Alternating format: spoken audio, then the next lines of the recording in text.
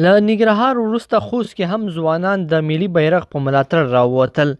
په خوست ولایت کې لسګونه ځوانان د ملي بیرغ په ملاتړ راوتلي وو چې د طالبانو له ښه چلند سره مخ شول.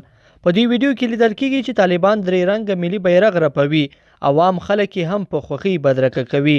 نور حال ویډیو کې وګورئ.